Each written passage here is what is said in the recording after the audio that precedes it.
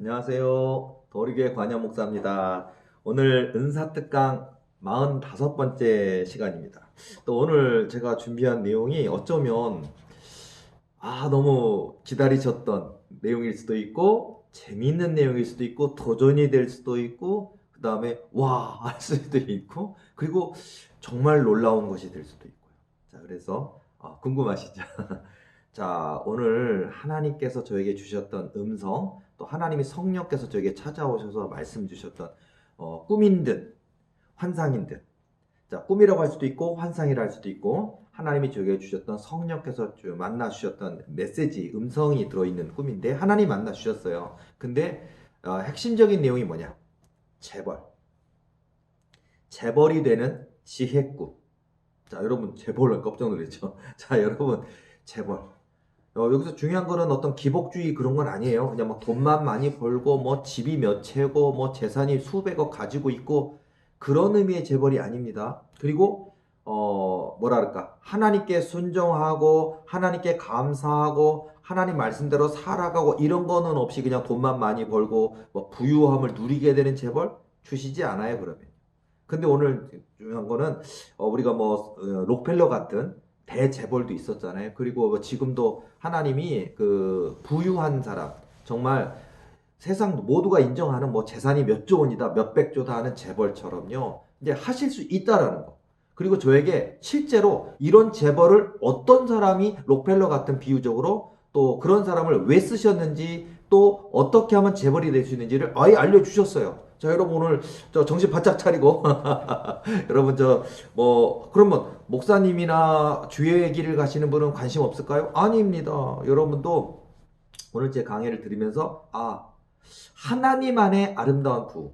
그리고 우리가 교회가 작아도 상관은 없죠. 교회가 작아도 하나님의 영광을 드러내고 하나님을 기쁘시게 드리고 또 정말 주의 사역을 펼치고 그다가 끝까지 승리하고 이제 하나님께 구원받는 또 칭찬받는 삶 돼야겠죠. 그러나 이제 우리가 이왕이면 개척교회의 삶이 아닌 그래도 하나님께서 좀 더 성도도 많아지고 또 목사님의 입술이라 손의 권세 권능도 나타나서 또 이렇게 더 많은 선하고 아름다운 일을 할 수 있는 선한 영향력을 갖고 있는 교회나 목회자가 될 수 있는 그런 의미에서 재벌 그런 의미에서 뭐 그걸 대형교회로 할 수도 있겠지만 대형교회가 무조건 좋다는 얘기는 아니에요. 그러나 대형교회인데 타락한 분 많잖아요. 대형교회인데 섬기지 않는 분 많잖아요. 대형교회인데 하나님 영광 가로채는 분 많잖아요. 그러나 대형교회인데 성령 충만하고 대형교회인데 그 어느 곳보다 기도하고 대형교회인데 정말로 예수님처럼 섬기는 목사님, 섬기는 교회라면 진정한 영적 재벌 교회 아닐까요? 그래서 이제 이런 모든 목회자에게도 굉장히 중요한 얘기니까 여러분 정신 바짝 차리시고 한번 이제 오늘 재밌는 또 은혜가 되는 그리고 실제로 이거는 저는 실천하고 있는데 지금 하나님은 저에게도 이 언약, 이 꿈을 보여주셨을 뿐만 아니라 저에게도 이루실 거예요. 아주 그렇다고 복잡하고 어려운 건 아닙니다. 분명히 제가 메시지 주신 거를 설명해 드릴 테니까 여러분도 잘 따라오시면 되겠고요. 자, 예를 들어서 또 먼저 서두로 말할 게 있느냐면요. 성령 음성, 하나님 음성 들릴 때 확증이 있나요? 이런 뭐 질문이 있는데 맞아요. 성령 음성이 다 하나님 음성일까요? 성령 음성인데 내 음성도 있어요. 그러니까 내 육신의 욕망이 실현되는 그런 하나님 음성처럼 들려지는 그런 것도 있어요. 육적 음성이라는 것도 있고 내 음성, 내적 음성이 아니라 내 음성도 있어요. 그리고 하나님 음성을 가장한 마귀 음성도 있어요. 그러니까 분별을 해야겠죠. 그래서 성령 음성, 하나님 음성이 있다라는 것. 그리고 성령 음성, 하나님 음성이 들려질 때 보면요. 예를 들어서 고민할 필요도 없고 걱정할 필요도 없고 염려할 필요도 없는 확신하고 내 마음이 확신하고 확신하였으니 맞죠? 확증되고 확증되었사오니 이런 것도 있어요. 그러니까 뭐냐면 주먹이라고 따지면요. 내 주먹이 콘크리트보다 그 어떤 강철보다 100배나 1000배나 강력한 그런 느낌의 확신과 믿음을 주셔요. 그럼 성령 음성을 주셔요. 그럴 때는 마귀가 틈타지 못해요. 내 음성도 아니에요, 그건. 이런 것들이 있고요. 예를 들어서 대표적으로 보면 우리가 성령께서 임하실 때 진동을 해요. 정말 그렇습니다. 만군의 주 하나님이 내 삶에 임하시는데 어찌 떨리지 않겠습니까? 떨어요. 그러니까 뭐 덜덜덜덜덜 떨리는데 기분 나쁘거나 뭐 무섭거나 이게 아니고요. 뭐냐 그러니까 하나님의 현현이라 그러잖아요. 예수님 현현, 하나님 현현을 경험하는데 하나님이 내 아버지신 거 알고 내 영혼의 주인이신 건 알지만 두렵죠, 무섭죠. 그러나 어떤 세상적인 말하는 의미의 그런 두렵고 무서운 그런 게 아니라 두렵고 무섭지만 너무나 좋고 너무나 기쁘고 너무나 감사하고 너무나 설레이고 너무나 내 안에 어떤 하나님이 성령께서 내주하실 때 내 안에 주시는 어떤 꽉 참이 있어요. 우리가 뭐 충실하다라는 표현을 하는데 성령 충만, 성령의 꽉 참 그런 확신이 있어요. 콘크리트 주먹 같은 강철 같은 그런 주먹 그리고 성령의 진동이 팍 임하는데 마치 회오리 바람이 임하는 듯이 강력한 회오리 바람이 임하는 것처럼 몸이 들들들들 떨리는데 뭐라 그럴까 내게 지금 이 말씀하신 이 음성이 1000% 10,000% 하나님의 음성이라고 하는 확고한 확신과 함께 그게 성령의 진동이 와요. 다 와요. 그러면서 음성을 주셔요. 그리고 예를 들어서 특징적으로 뜨거움도 있어요. 불의 능력. 그러니까 뭐냐면 머리로부터 뭐 손, 발, 꿈 상황이지만 뭐 비몽상 환상 중이라도요. 내 손이 불덩이처럼 변해요. 불. 마귀가 흉내 못 내는 것 중에 하나가 불이거든요. 그러니까 불처럼 환시를 보일 수는 있지만 안 뜨거워요. 마귀들은. 근데 하나님의 불은 보이기도 하지만 뜨거워요. 그냥 내가 완전히 그냥 그러니까 뭐 완전히 용광로처럼 들어간 것처럼 막 뜨거워요. 근데 용광로 들어가면 뭐 우리가 라면 먹다가 뜨거운 거 데워도 손디잖아요. 근데 얘는 손디는 뜨거움이 아니라 너무 행복하고 너무 신나고 너무 감사하고 너무 좋은 뜨거움이에요. 엄청 뜨거워요. 견디기 힘들 정도 뜨거움. 너무 좋은 뜨거움이 확 하면서 회오리 바람처럼 오면서 진동이 막 있으면서 확신이 오는 거예요. 이게 성령 음성 분별법이거든요. 그러니까 여러분들도 이렇게 하나님이 어떤 메시지에서 내가 너를 세계 민족의 열방의 뭐 선지자로 세웠노라 이렇게 하실 때도 있고요. 또는 지금은 전도사님이고 나이도 30살이고 너무 작고 연약한데 내가 세계적인 대목회자로 만들 것이다 음성 주셨다고요? 그럼 여러분 깜짝 놀랐고 내가요? 뭐 이럴 수도 있잖아요. 제가요? 과연? 그런데 하나님은 하실 수 있습니다. 그러면 아무것도 안 하고 있으면 그냥 되는 게 아니에요. 그런 말씀을 받는 순간부터 마음의 준비를 해야죠. 성경을 읽어보세요. 예를 들어서 다윗이라고 따지면요. 하나님께서 이 다윗을 통하여 이제 성전을 예비케 하셨어요. 예루살렘 성전을 짓는데 네 아들이 성전을 짓게 될 것이라는 말씀을 주시니까 다윗은 내 아들 솔로몬을 통해 이 성전이 짓게 될 것을 가지고 다윗은 굉장히 재료를 준비하잖아요. 성경 읽어보세요. 재료를 준비합니다. 마치 그것처럼요. 여러분이 하나님의 어떤 언약을 받으면 그냥 몇 월 며칠 되겠지. 몇 년 뒤면 되겠지. 아니요. 이런 말씀 들었는데 여러분이 이제 은퇴할 때 됐고 70이 됐는데도 아무 일도 안 이루어질 수 있어요. 왜? 준비 안 했으니까. 기도 안 했으니까. 순종 안 했으니까. 아무 소용이 없습니다. 예를 들어서 뭐 운전하라는 꿈을 꿨다고요? 그러면 여러분 나이가 뭐 60인데 나 할머니인데요. 하나님 왜 꿈만 꾸면 운전하는 꿈을 자꾸 꾸실까요? 그러는데 운전 배우라는 얘기예요. 그러니까 운전하라고요. 그러니까 여러분들이 하나님이 좀 더 여러분의 삶의 영역을 확장시켜 주시려고 담대해라. 무서워하지 마라. 운전면허도 따라. 그러니까 만약에 여러분이 복음 사명자라면요. 막 인천도 가고 서울도 가고 강원도도 가고 복음도 증거하고 이렇게 움직여야 되는데 누가 나를 태워줘야 되고 누가 도와줘야만 되고 내가 그 버스를 타고 다녀야 되고 하나님이 좀 더 이렇게 힘있게 하시려고 이렇게 준비시키는 경우도 있거든요. 영어 공부하라는 사람도 있고요. 뭐 불어 공부해라는 일본어 공부하라는 사람도 있고요. 성령 메시지가 있어요. 운전 연습하라는 사람도 있고요. 또는 어떤 사람은요. 운동해라도 있어요. 운동해라. 체력을 키워라는 분도 있고요. 어떤 사람은 공부해라는 분도 있고요. 어떤 사람은요. 책을 써라. 내가 너를 위대한 그러니까 하나님의 그 영혼을 사람들의 마음의 영혼을 움직이는 그런 작가가 되게 하시려고 공부시키고 글쓰게 하시는 분도 있다니까요. 그러니까 여러분 100가지면 100가지 1000가지 1000가지 하나님 메시지가 있어요. 그러니까 이런 성령 음성을 통해 하나님 음성인 게 확증되면 준비하시라고요. 만약에 청년인데 주의종 만드신다 그러면 신학대학을 들어가야죠. 신학대학원을 나와야죠. 그리고 공부 열심히 해야죠. 그리고 신학대학원만 나오고 끝난 게 아니라 성경을 1독, 2독, 5독, 100독 해야죠. 성경을 연구해야죠. 준비해야죠. 그리고 나는 내성적이고 말 못하는데 그러면요 거울 보고 연기자들도 얼마나 연습하는지 아십니까? 연기자들이 마치 연기 연습하듯이 우리 목회자라면요 거울 보고 내가 이렇게 어떤 좋지 않은 어떤 얼굴에 습성이 있는지 보고 고쳐야죠. 이런 거 바꾸면서 또는 이제 어떤 연습하고 그 하나님 말씀과 설교 성격 준비를 준비해서 머릿속에 다 집어넣고 탁 한 다음에 그리고 그걸 갖다가 하나님 제 힘으로 안 됩니다. 성령의 은혜를 부어주소서라고 하면서 그렇게 연습을 10년, 20년, 30년 하다 보면 하나님이 그렇게 세계적인 대목회자도 만들 수 있고 설교자도 만들 수 있는 거예요. 준비되셔야 됩니다. 기도하라 그러면 또는 내가 너를 신유은사자로 또는 내가 무슨 축사 사역자로 귀신 내쫓는 은사자를 만들겠다 그러면요. 여러분의 삶에 여러분의 기도에 사단 마귀가 먼저 알고 와서 도전하기 시작할 겁니다. 잠만 잤다 그러면 꿈만 꿨다 그러면 뱀이요. 별의별 뱀, 아나콘다 뱀, 왕코브라 뱀부터 시작해서요.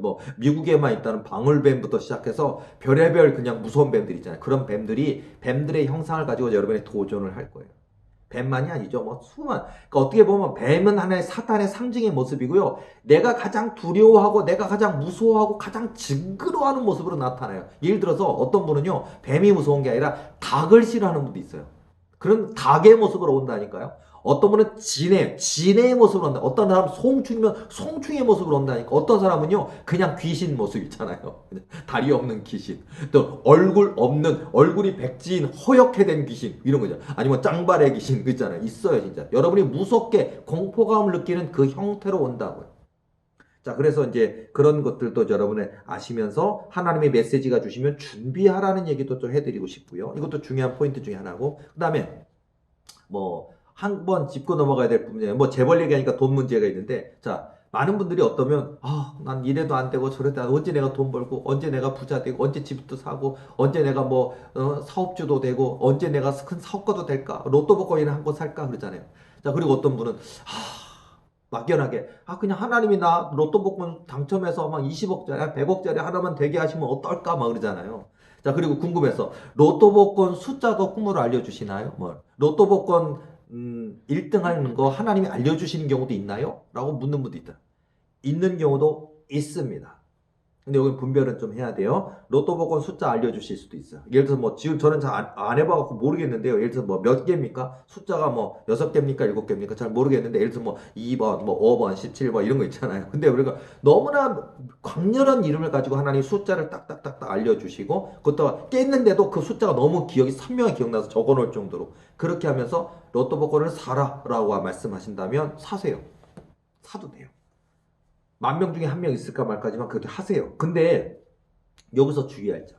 자, 로또 복권이 얼마입니까? 저는 안 사봐서 모르는데 1,000원입니까? 5,000원입니까? 10,000원입니까? 잘 모르겠네요. 근데 예를 들자면 1,000원이라면요. 딱 1,000원만 한 장 사세요. 절대. 근데 마귀가 로또 복권을 가장해서 거짓말할 때가 있어요. 여러분들을 격동시키고 거짓말시키는 경우가 있어요. 그래서 예를 들어서 악한 사단 마귀가 여러분 이번에 적금을 깨는데 3천만 원을 딱 그거 받게 됐어요. 이걸 가지고 뭘 쓸까 그러는데 하나님이 주신 꿈처럼 마귀가 하나님 음성처럼 얘기하는데 그 3천만 원어치 로또 복권을 사라. 그러면은 200억짜리 로또 복권이 될 거다. 이런 음성도 그래서 3천만 원 기꺼이 투자해야지. 3천만 원 꽝원 됩니다. 다 날립니다. 이게 마귀가 하는 거예요. 그러니까 예를 들어서 로또 복권 숫자를 알려주시거나 하나님 음성이 들렸는데 사라고 하셨다라고 한다면요. 딱 1,000원짜리면 1,000원짜리 한 장만 사세요. 그건 하나님의 뜻일 수 있습니다. 그런데 여러분이 적금을 깼는데 3천만 원 다 사라 그런다? 그러면 사단 마귀가 여러분에게 있는 물질을 빼앗아 가기 위해서 여러분을 속이는, 현혹시키는 겁니다. 그리고 여러분은 하나님이 사라 그랬는데 왜 안 됐습니까? 라고 마귀가 그랬는데도 하나님 원망하고 있을걸요. 자, 이런 거는 분별을 하셔야 됩니다. 로또 복권도 하나님이 알려주실 수도 있습니다. 숫자도 알려주실 수도 있습니다. 너무 기이하게 숫자를 알려주시면서 동일하게 같은 밤 꿈에 3번 이상 말씀해 주시고 꿈이 깨었는데도 기억이 너무鮮明해서 적어놓을 정도고 한다면 또는 꿈속에조차도 사라라고 하신다면 사세요. 한 장만. 자, 그런 경우에는 가능할 수 있습니다. 그러니까 여러분들이 많은 우리가 목사님도 그렇잖아요. 어렵고 힘들면 로또 복권 한 몇백억, 몇천억도 바라지 않고 5억만, 10억만 그런 거 있잖아요. 1등이 얼마 받고 2등이, 3등이 얼마인지 잘 모르겠지만요. 예를 들어서 그러면 그냥 아담한 건물 하나만 있어. 이런 꿈이 목회자도 있을 수 있고 일반 성도들도 그냥 내 작은 가게 하나라도 월세가 아닌 작은 거 하나라도 그냥 매달 나가는 월세만 없어도 얼마나 좋을까. 그러다 보니까 하나님 이런 거 해주시면 안 될까 이런 게 있잖아요. 그러니까 그러다 보니까 혹시 그런 것을 주신다면 예를 들어서 하나님이 주신 것이 맞다면 한 장만 사야 되고 뭐 명확한 그렇게 메시지 주셨을 때는 하라는 거. 그거 외에는 다 속이는 거예요. 99.99% 속이는 거니까. 그리고 보통 우리 하나님은 땀 흘리고 수고하고 애쓰지 않으면 안 주시더라고요. 그러니까 그런 것도 좀 분별을 하셨으면 좋겠습니다. 그리고 또 예를 들어서 뭐 지금 당장 우리 현 시대적인 나이가 뭐 20대든 30대든 뭐 60대든 70대든 간에 다 현 시대적으로 하나님 앞에 하나님 내 인생을 통해 이렇게 이루어 주소서 뭐 그것이 교회에 어떤 큰 부흥이 나서 뭐 큰 대형 교회가 될 수도 있는 거고 아니면 여러분의 사업이 일어나서 뭐 5평의 기적이 일어나서 큰 어떤 재벌 같은 큰 기업을 이룬다든지 그런 분들 많이 있잖아요. 그래서 내게도 내 기업도 하나 그렇게 해주세요라는 소망이 있고 그런 분도 있고요. 자, 뭐 재벌이라는 게 꼭 돈만 있는 건 아니겠죠. 공부해서 박사학위 받고 또 이렇게 해서 교수가 되고 대학 총장이 되는 그래서 어느 한 대학의 총장이 되는 축복도 있을 수 있고요. 뭐 수많은 것들이 있겠어요. 뭐 병원장이 되는 거 있을 수도 있고 그 한 분야의 최고가 될 수 있는 것이 다 재벌일 거예요. 영적 재벌, 육적인 재벌일 것인데 자, 이런 부분에 대해서도 여러분들이 좀 이제 좀 명확한 목적을 가지고 가야 되는데 예를 들어서 이런 얘기 하나 해드리고 갈게요. 제가 의외로 상담을 많이 해요. 근데 뭐 어떤 게 있냐면요.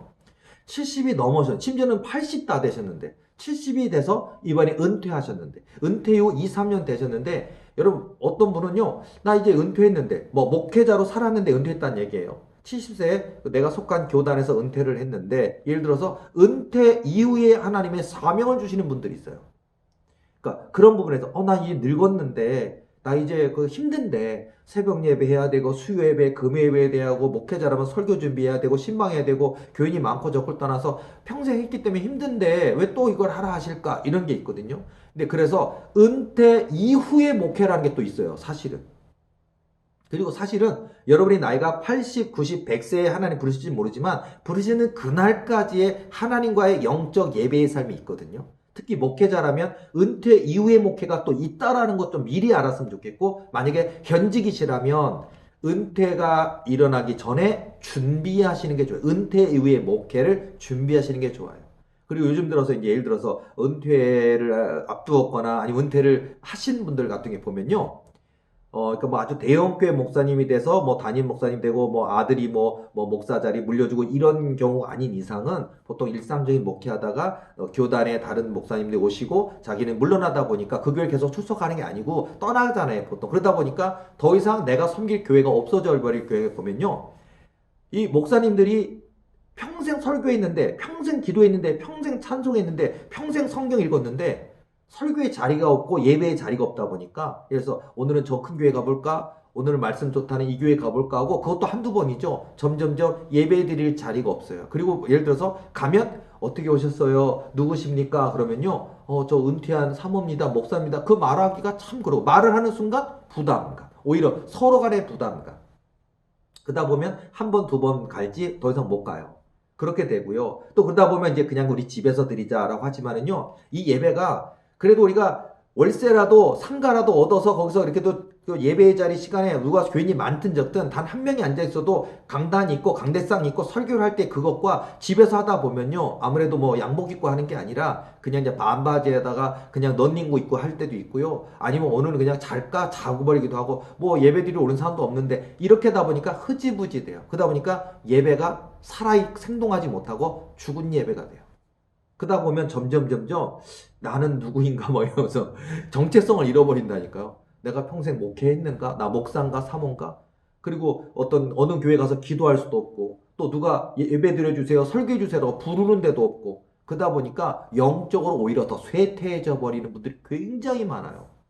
그러니까 여러분 그래서 은퇴 이후에 목회가 있다는 걸 얘기해 드릴게요. 그리고 은퇴 이후에 예를 들어서 교회를 그 교단에서는 그 몇 살까지 은퇴할 수 있지만은요 교단에서 뭐 은퇴한 이후에 여전히 목사로서 나이는 70 넘었지만 여전히 목사로서 사모님으로서 목회를 계속 이어갈 수도 있습니다. 여러분이 건강이 허락하는 한 평생토록. 그리고 여러분들이 만약에 은퇴 자금을 준비해 놨다면 도시보다는 뭐 시골이라든지 또 차만 타면 어느 정도 뭐 이렇게 의료라든지 이런 걸 혜택을 받을 수 있는 데는 있지만 그래도 그 여러분이 거하는 곳이 뭐 텃밭에 상추도 심고 또 찾아오는 분들을 위해서 신앙적인 나눔도 가질 수 있고 또 이렇게 정기적인 예배가 드려질 수 있는 그런 좀 쉼이 있는 은퇴 후의 예배와 목회의 삶도 좋다라는 거. 자, 이런. 그리고 거기다가 여러분에게 특별히 하나님께서 어떤 사람은 70살 은퇴한 뒤에 선교사로 보내시는 분도 있고요. 어떤 분은 이제서야 하나님 은사자로 사명자로 능력 주셔서 그 또 하루씩 어떤 분은 기도의 사명 주시는 분도 있고요. 그러니까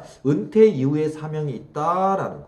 그리고 지금 이 얘기하는 이 고한영 목사도요. 지금 저는 이런 사역을 지금 진행하고 있지만 저 또한 교회를 해 가면서 저도 이제 저에게 앞으로 한 20여 년 뒤의 일이겠지만 그런 일도 저는 준비해 놓을 거예요.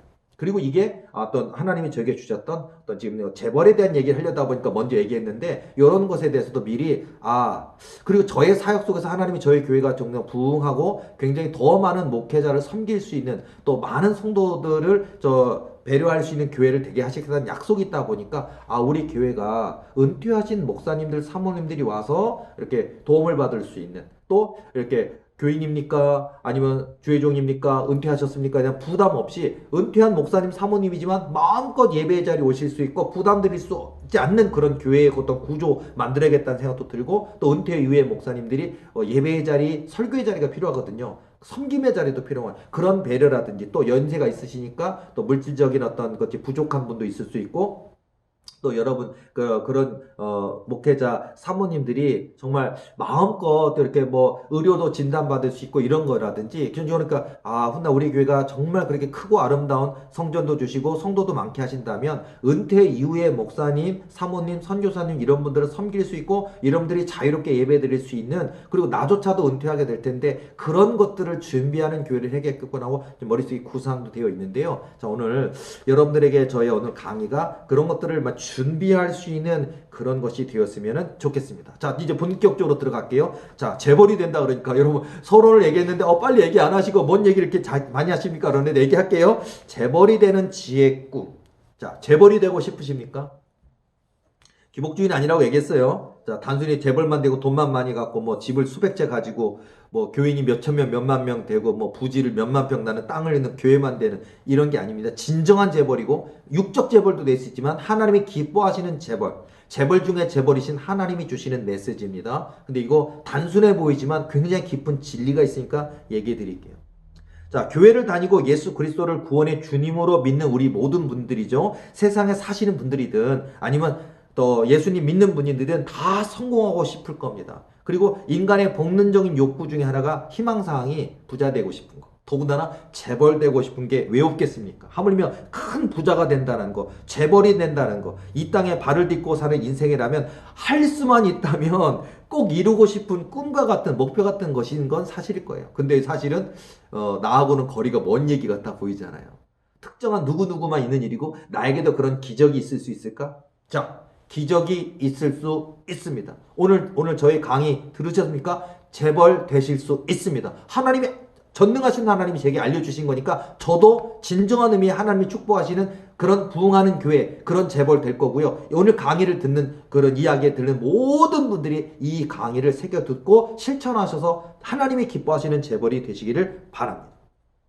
여러분, 바둑이나 장기에서 이렇게 훈수 두는 거 보면은요, 나는 아무리 봐도 모르겠는데 옆에서 보는 분들은 다 보인다 그러더라고요. 훈수하는 걸 보면. 물론 그만큼 바둑장기 잘 두시는 분들이겠지만요. 보면 나는 꼼짝없이 외통수고 죽었다 싶은데 옆에 있는 분들은 오히려 이길 수 있는 거 거기 있는데 한 수만 놓으면 되는데 막 이런 거 있잖아요. 그래서 그 한 수 때문에 알려주면 옆에 있는 사람이 왜 알려줬냐고 훈수 두지 말라고 막 그러잖아요. 마찬가지입니다. 자, 도무지 이길 길이 없고 외통수에 걸려 죽게 생겼지만 장기를 두는 나는 모르겠는데 장기 고수인 훈수 두는 사람은 살 때도 알고 이길 때도 알 때가 있는 것처럼요.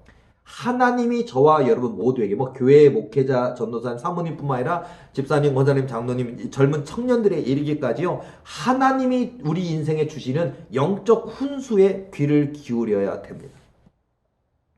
자, 여러분 로버트 슐러 목사님은요. 불가능은 없다라는 책에서 이 세상의 위대한 일은 모두 위대한 꿈을 갖는 데서 시작된다라는 말씀하셨거든요. 여러분 이 세상의 모든 위대한 일은 위대한 꿈을 갖는 데서 시작합니다. 그러니까 여러분 하나님이 내 마음에 불붙는 소원을 주시는 게 있습니까? 그게 하나님이 저와 여러분에게 위대한 꿈을 이루시려고 위대한 일을 이루시려고 위대한 꿈을 하나님이 주시는 소망을 주시는 거예요. 자, 여러분 세상은요 예수님 안 믿는 사람들도요 저마다 꿈을 향해서 정말 교회 안 다니고 예수님 안 믿는 사람인데 투잡, 쓰리잡 해가면서 돈을 저축과 허리띠 졸라매고 얼마나 머리를 짜매가면서 얼마나 꿈을 향해 돈을 많이 벌기 위하여 땀 흘리고 자기 평생을 걸고 달려가는 일이 얼마나 많겠습니까? 근데 우리 예수 믿는 우리 사람들은요, 예수님 안 믿는 사람도 열심히 땀 흘리고 수고하는데 우리 믿는 사람이 요행수발할 때가 얼마나 많은지 말이에요. 현실이 어렵다고 불가능해 보인다고 쉽게 꿈을 접는 사람들, 쉽게 꿈을 접는 나약한 그리스도인들도 너무 많은 시대를 살아가고 있습니다. 여러분, 저와 여러분 할 수 있습니다. 하나님 안에서 할 수 있습니다. 하나님이 주시는 위대한 꿈을 가지시길 바랍니다. 그래서 제가 오늘 이 재벌 얘기를 해드리는 거예요. 오늘 제가 교회를 다니고 있는데 부모님이 물려주신 건 없고 또 내가 뭐 용모가 출중해서 연예인 될 것도 아니고 그렇다고 내가 뭘 할 수 있는 게 없는데 내가 과연 재벌이 될 수 있을까? 또는 내가 한 분야의 최고의 인물이 될 수 있을까? 목회자인데 내가 세계에서 제일 큰 교회 할 수 있을까? 아니면 근데 능력자, 은사자가 될 수 있을까? 내가 공부해서 박사, 교수가 될 수 있을까? 막 그런 것들 있잖아요. 할 수 있습니다.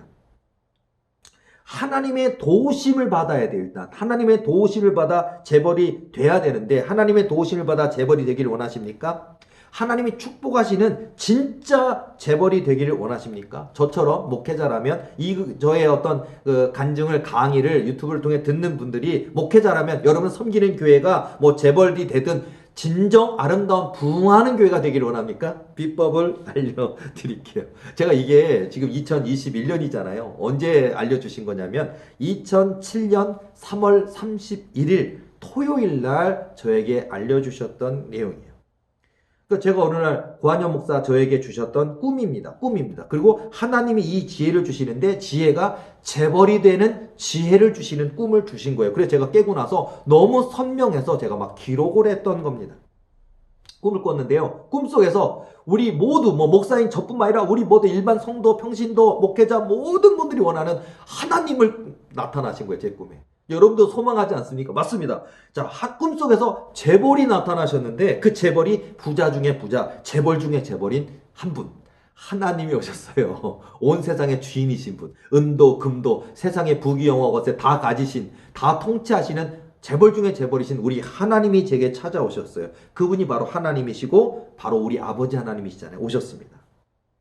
근데요, 꿈의 상황이 보니까 나뿐만 아니라 굉장히 많은 사람들이 있는데 한 100여 명 정도가 와 있는데요. 뭐냐면 그동안에 하나님께 훈련받고 준비되고 하나님께 엎드리고 기도하고 이런 분들 가운데 준비되고 훈련된 분들 한 100여 명 정도가 응답받는 자리인 것 같아요. 그리고 하나님께서 내가 너에게 이렇게 해줄 거라고 하고 마치 상장 받는 것처럼요. 이런 사람들이 모여든 거예요. 그러니까 하나님을 아버지로 둔 수백 명의 자녀들. 우리 모두는 남자든 여자든 딸이든 아들이든 우리가 하나님의 자녀들이잖아요. 근데 여자분도 있고 남자분도 있고 저 같은 목회자도 있고요. 한 수백 명인데 이렇게 수백 명의 자녀들을 불러 모은 자리예요. 근데 제가 믿는 거는요.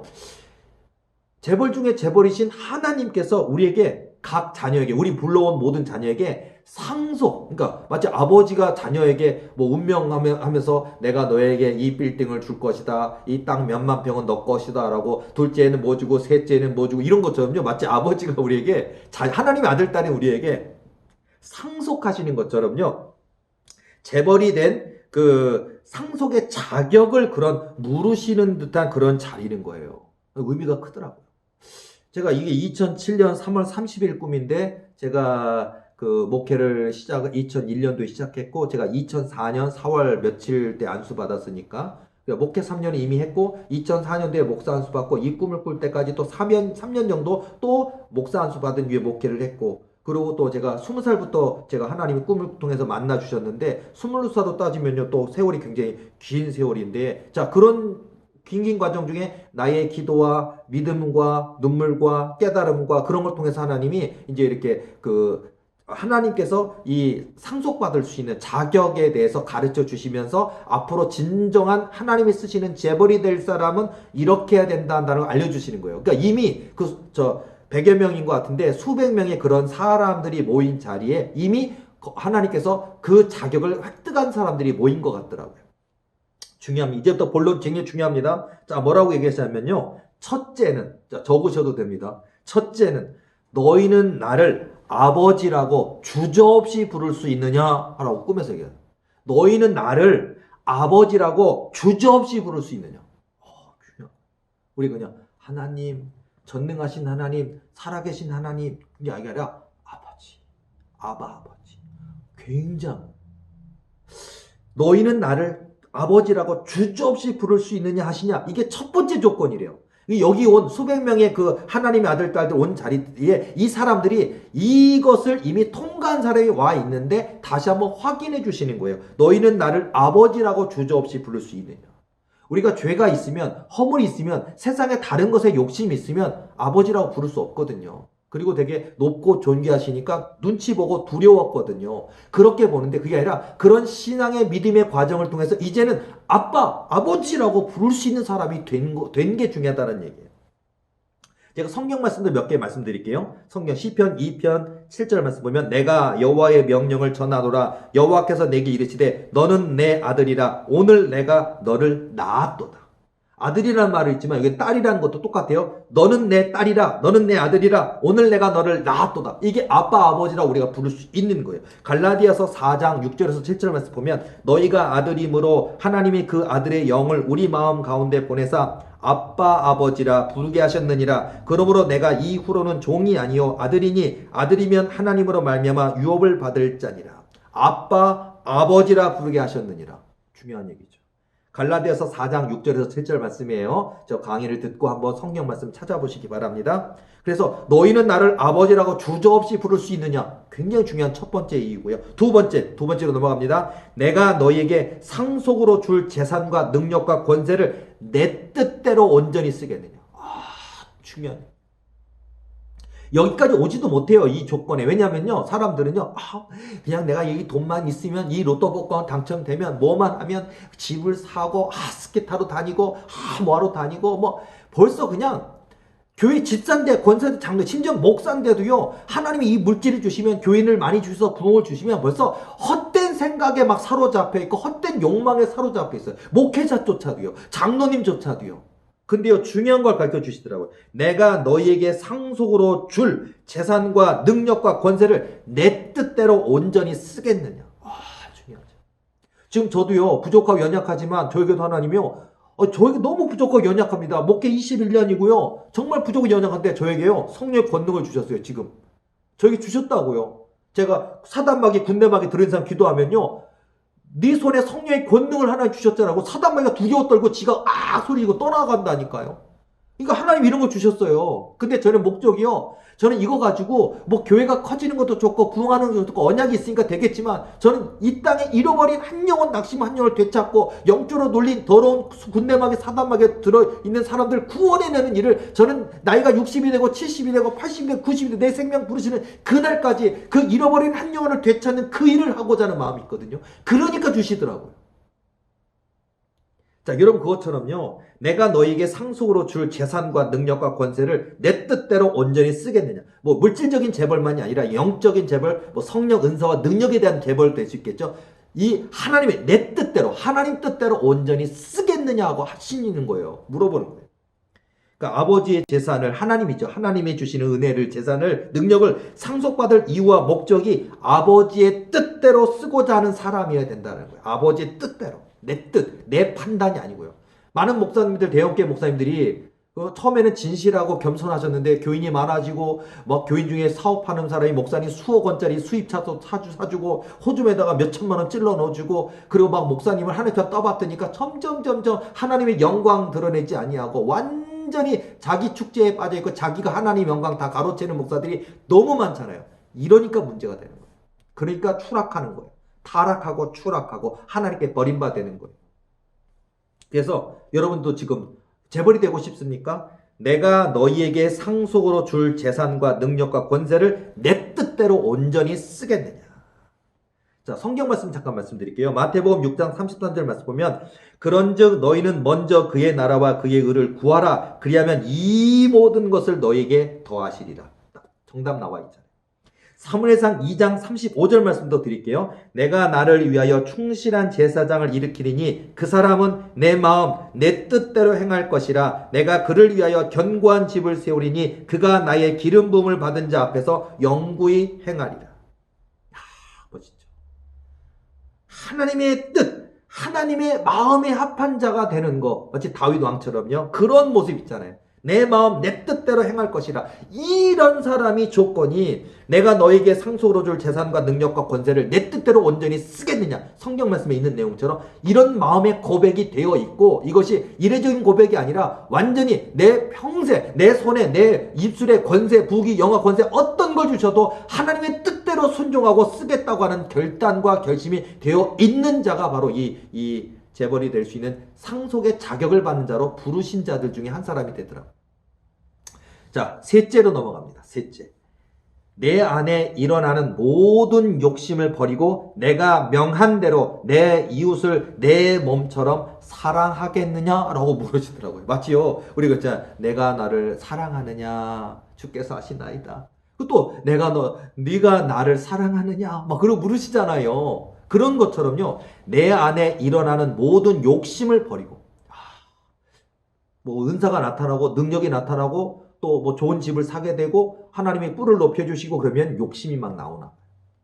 내 안에 일어나는 모든 욕심을 버리고 내가 명한 대로, 하나님이 명한 대로죠. 내가 명한 대로 내 이웃을 내 몸처럼 사랑하겠느냐?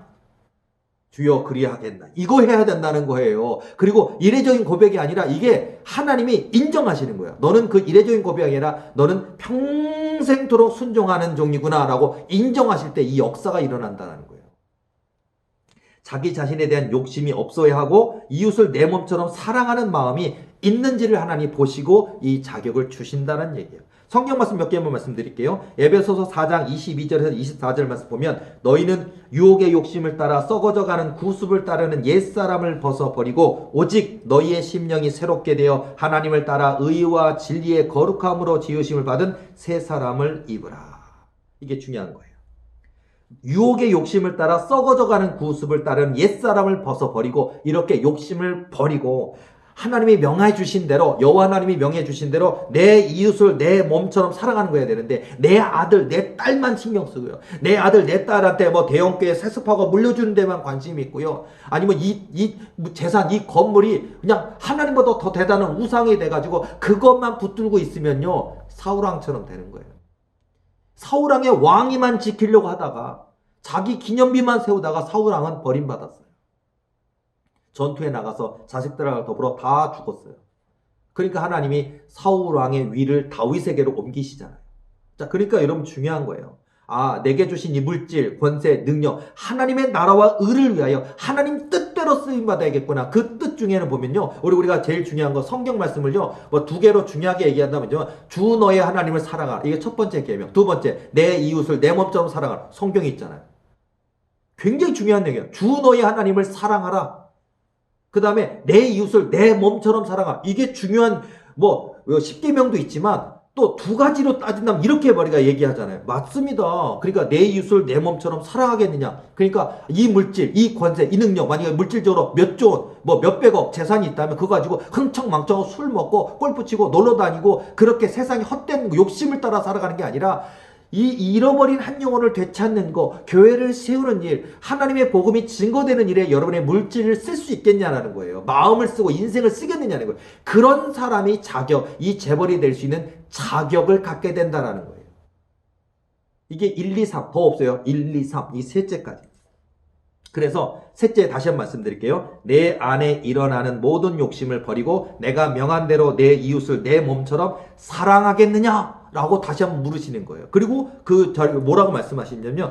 그러니까 수백 명의 그 아들딸이 있었다 그랬잖아요. 이게 이 1, 2, 3번이 통과된 사람, 저도 그 중에 하나가 있다는 게 너무 감사하더라고요. 근데 어쨌든 여기에 불러 모은 자녀들에게 이렇게 그동안의 삶을 통하여 이 세 가지 조건을 충족한 자녀들만이 이 자리에 올 수가 있었다. 저도 그 중에 하나가 있는 거더라고요. 끝난 건 아니에요. 이 세 가지가 있어야 이 상속의 자격을 떼어서 또 하나의 방법이 또 있어요. 근데 그걸 듣기 위해서는 이 세 가지 조건을 충족한 자녀들만이 이곳에 올 수 있단다라고 말씀해 주시는 거예요. 재벌 중에 재벌이신, 부자 중에 부자이신 아버지 하나님, 전능하신 하나님이 말씀을 해주시는데요. 이렇게 하죠. 얘들아, 우리한테, 그렇죠. 전능하신 아버지 하나님이시잖아요. 우리한테, 얘들아, 아버지가 어떻게 재벌이 되었는지를 그 비밀을 알려주마. 뭐 이렇게 얘기하시더라고요. 꾸미지 마. 마치, 뭐, 진짜 재벌인데, 재벌이 아들한테, 아들아, 딸아, 아빠가 어떻게 해서 가난했는데, 어려웠는데, 이렇게 오늘날 세계에서 제일 큰 재벌이 됐는지 아느냐? 내가 그 비밀을 알려주마. 이렇게 하시듯이 얘기하시는 거예요. 그대로 제가 옮겨 적어놨고, 그 적어놓은 걸 제가 말씀드리자면, 얘들아, 아버지가 어떻게 재벌이 되었는지를 그 비밀을 알려주마. 그거예요. 마치 하나님이 우리에게 너희들이 이 자격을 가지고 왔는데, 이 자격을 가졌다고 끝난 거 아니에요? 자격을 가져서 왔는데, 실천이 또 있어요. 세 개가 있어요. 짧아요, 이건. 자격을 가졌는데, 이 실천을 하면 진짜 재벌이 된다는 거예요. 물질적인 재벌도 되고, 은사 능력적인 재벌도 되고요. 여러분의 그 분야의 최고의 재벌이 될 수 있는 거를 알려주시더라고요. 뭐라고 얘기하냐면요. 자, 다시 한번 정리할게요. 하나님이 쓰실 재벌이 될 세 가지 조건이 있었죠. 첫째, 너희는 나를 아버지라고 주저없이 부를 수 있느냐? 라고 물으셨고요. 두 번째, 내가 너희에게 상속으로 줄 재산과 능력과 권세를 내 뜻대로 온전히 쓰겠느냐라고 물으셨고요. 세 번째, 내 안에 일어나는 모든 욕심을 버리고 내가 명한 대로 내 이웃을 내 몸처럼 사랑하겠느냐? 이게 1, 2, 3 세 번째 조건이었고, 여기 불러모은 수백 명의 자녀들이 이 세 가지 조건을 그들의 수십 년의 삶을 통해서 인정받은 자들이 이 자리에 와 있다는 거예요. 그리고 나서 이 자격을 가진 사람들이 이제 또 세 가지를 하라는 거예요. 그러면 진짜 재벌이 될 수 있다라고 얘기하시는데, 두 번째 말씀해 주신 이 세 가지는 아주 간단하고 명료합니다. 이 자격이 가진 사람들한테는 이렇게 얘기하시더라고요. 얘야, 첫 번째, 웃으며 인사해라. 얘야, 두 번째, 칭찬해라. 얘야, 세 번째, 정중히 악수하라. 내 자녀들아, 너희의 평생의 삶 동안 아버지가 당부한 이 세 가지를 꼭 지켜보거라. 라고 얘기하시면서요. 그러면 이루어진다는 거예요. 간단하시죠? 첫 번째, 웃으며 인사해라. 굉장히 중요해요. 여러분이 말단 직원이십니까? 교회 전도사님이십니까? 교회 권사님 장로님이십니까? 사업하고 계십니까? 작은 가게를 하고 계십니까? 고객에게든 사람에게든 웃으며 인사해라. 아, 이건 당연한 얘기예요. 이 세 가지 조건 먼저 중요한 건 선결 조건도 있어야 되는 거예요. 그 다음에 실제적인, 실천적인 삶에서 웃으며 인사해라. 그 다음에 칭찬해라. 그런데 제가 목회자인 저에게 주신 꿈이니까 저러죠.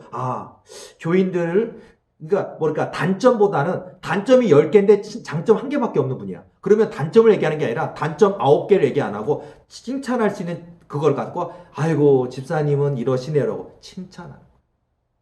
목회자인 저희는 그래야 되겠고요. 여러분도 여러분이 직원에게, 아니면 여러분 남편과 아내에게, 또 섬기는 교회에서 여러분이 만나는 모든 사람들에게 칭찬하시라고요. 칭찬이 인색한 분이 너무 많아요. 웃으며 인사해라, 칭찬해라. 그 다음에 세 번째, 정중히 악수하라. 이거 굉장히 중요한 것 같아요. 근데 이 안에 굉장히 단순해 보이지만 굉장히 많은 철학이 들어있어요. 하나님이 우리에게 축복하시기 위해서 이게 주시는 거예요. 정중히 악수하라. 되게 거만한 사람들은 이러잖아요. 표현이 그래. 그래서 지가 막 귀족이면 손 하나 슬쩍 내밀고 다른 사람이 아이고 이러잖아요. 지가 잘났다고. 나 대통령이야. 나 국회의장이야. 나 이 건물 주인이야. 나 박사야, 교수야. 그래서 그러잖아요. 이게 아니에요. 여러분이 교수님인데, 총장님인데, 여러분이 10,000명, 20,000명, 100,000명 모이는 대형교회 목사님인데, 여러분에게 찾아온 교인들에게, 또는 여러분을, 물건을 사기 위해 들어오는 여러분의 가게에 들어오는 사람들에게, 또는 여러분이 섬기는 교회 모든 성도, 여러분의 나이가 많은 청년들에게까지 정중히, 아이고, 반갑습니다. 어디, 어서오세요. 하고, 이거는 교인과 교인 간에, 목사와 교인 간에, 또 여러분이 섬기는 교회 안에서, 여러분의 직장에서, 일터에서, 여러분의 사업장에서, 여러분이 사장님이라도 회장님이라도, 여러분이 월급 주는 직원에게도 여러분이 그렇게 정중히 악수하는 거예요. 이렇게 탁 잡고 엄청난 진리입니다. 이거에 대해서 제가 덧붙여서 굉장히 성경적인 지식을 얘기하자면 굉장히 많은 내용이 있어요. 다윗 왕이 될 수 있었던 건 뭐냐면, 다윗은 사람이 모여드는 거였어요. 생각해보세요. 여러분의 삶에 사람이 모여듭니까? 떠나갑니까? 여러분이 찌르는 말, 날카로운 말, 비판하는 말, 정죄하는 말, 자기 잘난 척하는 말, 교만한 말로 여러분 주변의 사람들이 싹 떠나갑니까? 아니면 다윗 왕처럼 어렵고 힘들고 지친 사람들이 이 다윗 왕도 힘들고 고달픈데 모여들잖아요. 모여들. 그들이 나라를 세우는 신하들, 충직한 신하들이 장군들이 다 됐어요. 모여드는 거. 그러니까 상대방을 이렇게 정중히 악수하라는 것 속에는요. 그들을 내가 너보다 많이 배웠어. 내가 너보다 나이가 많아. 그게 아니에요. 상대방이 나보다 부족하고 연약할지라도 그들을 정중하게 인격적으로 대해주라는 말이 들어있는 거예요. 정중히 악수하라. 다시 한번 정리할게요. 얘야, 첫 번째 웃으며 인사해라. 두 번째 칭찬해라. 세 번째 정중히 악수하라. 내 자녀들아, 너희의 평생의 삶 동안 아버지 하나님이 당부한 이 세 가지를 꼭 지켜보거라. 여러분, 재벌이 되는 비결, 각자 주어진 인생에서 1등하고 승리하는 비결 하나는 다 알려드렸죠. 자, 지금 작은 사업을 시작하셨습니까? 아니면 개척교회가 이제 막 시작돼서 시작하셨습니까? 아니면 이미 나이가 있는데 두 번째 은퇴 목회를 시작하시고 있습니까? 그러면 그 큰 꿈을 향해 달려가는 누구든지 제가 방금 말씀드려진 재벌이 될 수 있는 상속 조건을 갖고 있는 세 가지 먼저 하시고 그 다음에 세 가지 말씀처럼 순종한다면 여러분은 바로 하나님이 쓰시는 진짜 육적으로도 영적으로도 환경적으로도 진짜 재벌 중에 재벌이 될 수 있습니다. 그리고 저는 이 꿈을 꾸면서 목회자로서 교회 사역자로 부름받은 저에게도 저 교회 부흥을 갈망하고 있는 이 시점에서 저에게 알려주신 거예요. 교인들에게 사랑받고 하나님께 칭찬받고 인정받는 거. 다시 한번 목회자인 저에게 이렇게 하시는 것 같아요. 관영 목사야, 너 부흥하고 싶으냐? 내가 섬기는 이 도리교회가 부흥하고 싶으냐? 라고 하시면서 비법을, 방법을 정말 재벌이 되는 지혜 꿈. 저에게는 교회니까 교회가 진정한 아름다운 부흥이 되는 그 비결을 알려주시는 거더라고요. 첫 번째, 웃으며 인사해라. 두 번째, 칭찬해라. 세 번째, 정중히 악수하라. 자, 하나님이 분부하신, 저희는 도리교회가 제 목회지니까 도리교회 주신 복음사명, 하나님이 가르쳐 주신 부흥의 성공 비결대로 평생 순종하여 하나님 아버지의 모든 은혜와 복을 다 상속받는 하나님의 칭찬받는 아들이 되어야겠다라고 다짐하다가 제가 꿈이 깼어요. 그리고 꿈이 깨고 나서도 적으면서도 또 다짐했어요. 야, 여러분, 오늘 제가 말씀드린 이 이야기가 굉장히 중요한 겁니다. 두 번, 세 번 반복해서 보셔도 좋아요. 그리고 이게 그냥 그런가 보다가 아니에요. 이것을 여러분의 것으로, 관여 목사에게 주신 은혜지만, 메시지지만 여러분의 것으로 취할 수 있다면 여러분이 바로 그런 주인공이 될 수 있다는 사실이에요. 기억하시고요. 여러분, 정말 하나님이 진짜 축복하시는 진정한 의미의 재벌입니다. 진정한 의미의. 교회 부흥이 됐든 아니면 또 진짜 삼성 같은 그런 재벌이 됐든 그 삼성보다 더 큰 재벌도 되시고요. 수천 개 교회를 세울 수 있는, 전 세계 하나님의 복음을 증거할 수 있는 하나님의 뜻을 이루는 그런 삶이 되어야 될 줄로 믿습니다. 너희는 나를 아버지라고 주저없이 부를 수 있느냐? 내가 너에게 상속으로 줄 재산과 능력과 권세를 내 뜻대로 온전히 쓰겠느냐? 내 안에 일어나는 모든 욕심을 버리고 내가 명한 대로 내 이웃을 내 몸처럼 사랑하겠느냐? 통과하시고요. 순종하시고요. 그리고 하나님의 자격을 받으시고요. 그 다음에 첫 번째, 웃으며 인사해라. 두 번째, 칭찬해라. 세 번째, 정중히 악수하라. 이 모든 것을 실천하셔서 저와 여러분 모든 하나님이 쓰시는 진정한 영적 재벌, 육적 재벌, 하나님의 영광 나타내는 저와 여러분 되시기를 축복합니다.